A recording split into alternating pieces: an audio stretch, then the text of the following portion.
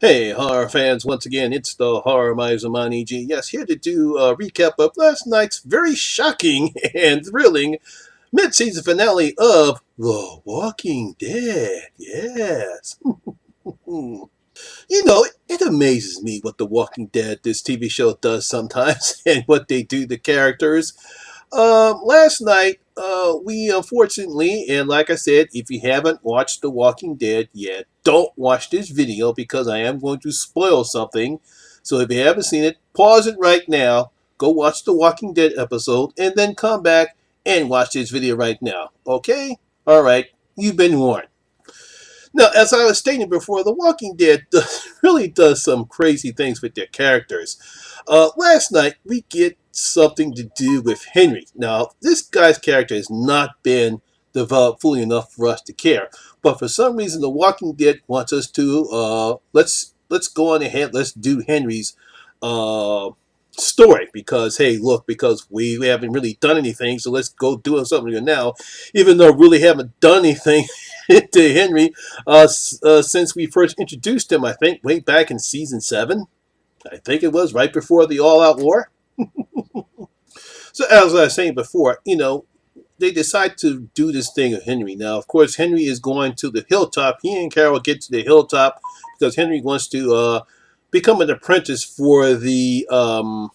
Like I was saying, he's dared to be an apprentice for Earl. Unfortunately, he sees his crush Enid there, but Enid's got another boyfriend named Alden. So unfortunately, that little love interest is thrown out the window. Oh, boy, Henry, you can't catch a break anywhere. So all of a sudden, he sees the teenagers that are there. I think one of the name is Addie. I think is one of the name is, and we have Gage and Rodney. So they go outside of the hilltop to drink, to get drunk, and then they find out that there's this walkers in this pit that Gage and Rodney throw strings at it, whatever, some silly shit that kidnaps do. Now Addie, she doesn't have anything to part, so he departs, and he finally decides he's had enough, so he kills a zombie, but unfortunately they leave him there, and then Tara finds him there, and she's not happy with him neither. He's in jail because there's a law there. Drunken disorderly, you get 2 days thrown in jail there at the hilltop. Earl comes down there and tells him that if that's his gratitude for him, that's his gratitude to show him, he's going to ship his ass back to the kingdom. Uh, Henry relents and tells him he's sorry, and Earl decides to give him a chance to be up to Tara. But all this is fascinating and all. It just doesn't probably pull because we don't care about Henry. The character wasn't developed enough for us to make us care.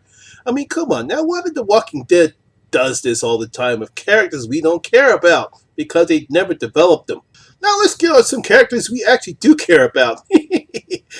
Because right now, we see Daryl, Jesus, and Aaron, along with Dog. Yeah, Dog, his name is Dog, are trying to find Eugene, who's somewhere in some barn, and they see this herd of walkers. But the walkers are not acting like walkers. They're milling about, but they seem to be not going anywhere place. It just seems like they're here, they're there, they're not here, they're there. And fortunately, well, the audience knows that obviously the Whisperers are in this mix. That's the reason why they're not doing what they're supposed to be doing. And despite their best efforts, they can't seem to escape the herd. Now they do eventually find Eugene, who Rosita luckily was able to find him enclosed in some case. They pull him out, and Eugene tells them that these walkers aren't walkers. They're acting different. They're not acting the same. Now, of course, everyone knows is that there's no way in the world that walkers can do anything different. But Eugene, being the mad scientist that he is, tells them that, yeah, we know that they're dead, but the brain is still active, and perhaps the brain is evolving, causing them to learn how to hunt. So, of course, he said that they're looking for him, and he said because he hears them whispering. We all know what this is. So they take Eugene, who's fortunately his knee is dislocated. They eventually decide to split up. Daryl takes one road, and they decide to go on the other. Daryl and Dog try to get firecrackers to try to distract the walkers, which seems to be fine, but the walkers don't follow them. They go back to where they know where Eugene and everyone else is hiding. Oh boy, things don't look good for our heroes.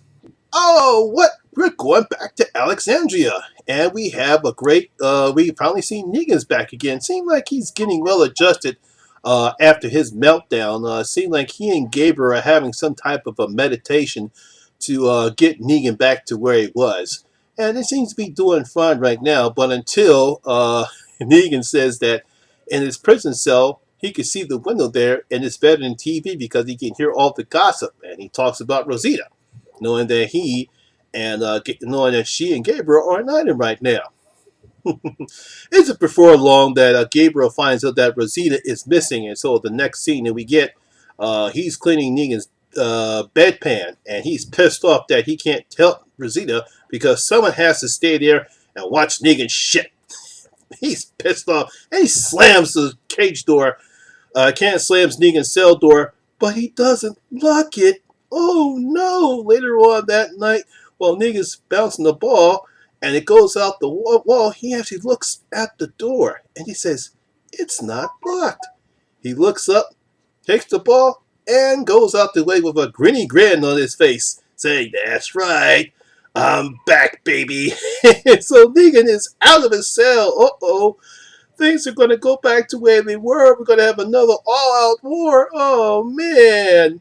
Meanwhile, back at Alexandria, now that Michonne is there, when they arrived at Hilltop, we see all the people saying they're riders there. All of a sudden, Tara and everyone gets their weapons because they think someone's going to attack them. And then we have Diane, the archer, who's out there. They see it's Michonne, and we got the newbies there. I call them the newbies because that's what they are. Because they are newbies.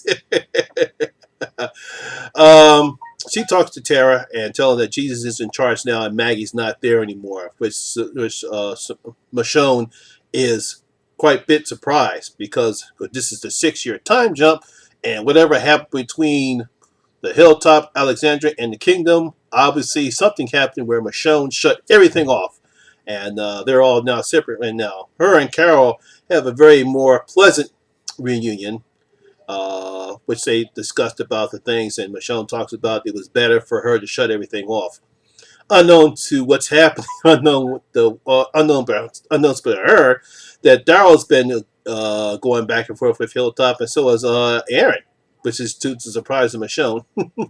See, if you just get together, you wouldn't have this craziness going on. So, it isn't before long that Sadiq and Michonne see Rosita, and Rosita finally comes out of her consciousness and warns them that Daryl, Aaron, and Jesus don't know what they're getting involved in with these walkers, and we know why, too. Eventually, the walkers do catch up with the three amigos, I should say the four amigos, and they run into this very gravely lit graveyard, which I thought was filmed very nicely. You know, you have the eeriness of the graveyard, you hear the walkers in behind, and I thought the threat of the walkers, which we haven't seen in a while, was very well done in this scene right here. I thought it was very well paced, very well done, and of course, then the whispering starts to hear in them, and then we said, "Uh-oh, they're going to get attacked." Eventually, Aaron and Jesus start to defend themselves, and Eugene tries his best to do anything, but it looks like they're going to be overwhelmed by walkers. But here's to the rescue. It's Michonne and the newbies.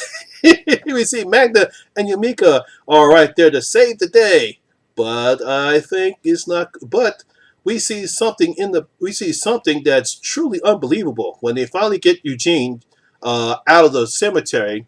Jesus decides he's going to hold them off as best he can, which he does, and all of a sudden there's a walker who ducks and stabs and kills Jesus. Oh no, rest in peace, Jesus. We barely knew you. Oh.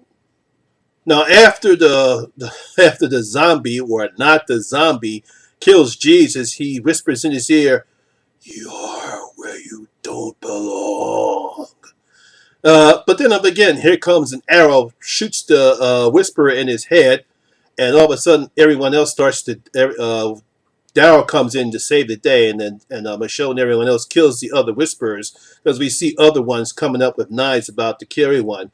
But instead of zombie blood, we see actual fresh blood. Daryl sees that there's something sewed in between his sewed in, and he pulls off the mask, and turns out that it's an actual human, and not a zombie or a walker, to be unbeknownst to them. And they now realize that something's up. We have a new enemy. And then we hear more whispering, and then we get this: they're trapped. Circle them. Don't let them slip away. And that's how the mid-season finale ends. Oh boy. Give an honest opinion about the death of Jesus, which unfortunately came out of nowhere. I was a bit surprised that happening. I really didn't know that that was going to be. I knew eventually something was going to happen. I thought it was going to be some type of injury. I thought maybe Alpha would appear. Alpha would appear. She is the leader of the Whisperers, or you might see Beta. He's the second command of the Whisperers. But seeing the death of Jesus did catch me off guard. I did not see that coming. But when I actually did some research on the show, I actually found out that Tom Thomas Paine, or Tom Paine, the guy who plays Jesus, wanted out of the show. And how can you blame him? And this is the problem with the Walking Dead TV show. Jesus is now, for people who don't read the comics, Jesus is a very popular character in the comics, and he actually is still alive in the comics. And he and Aaron are in a relationship, there. And this is another gay character that's been killed on the show. Now, I guess I don't know if that's intentional or not. If you remember, Denise was Tara's lover, and she got speared in the skull, similar to what Abraham had in the comics. So they decided to get Denise to play that part. Fortunately, Eric, Aaron's former lover, he bled out 2 seasons ago, and now we have Jesus. But here, it's only because Thomas Paine, or Tom Paine, wanted to leave the show because, in his own words, or he did an interview with Entertainment Weekly, and he said, "I was bored. They really didn't do anything with me." And unfortunately, I don't know, that's Scott Gimple's. I don't know if that's anything to do with Scott Gimple or the writers. They really did nothing with his character at all. He would make appearances every now and again, but then we wouldn't see him for four, five, 6 episodes. Or if we did see him, he would have this minor interaction, and we wouldn't see him for the rest of the episode. So I don't blame Tom Paine for wanting to leave.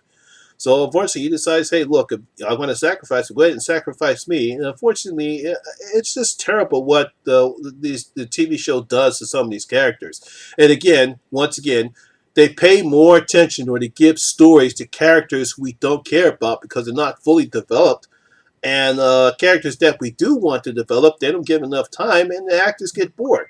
So now, what this is going to do with the rest of the show, or other actors who might feel the same way? I mean, you're already, Andrew Lincoln's already gone. Lauren Cohen, she's doing I think it's Whisper Cavalier.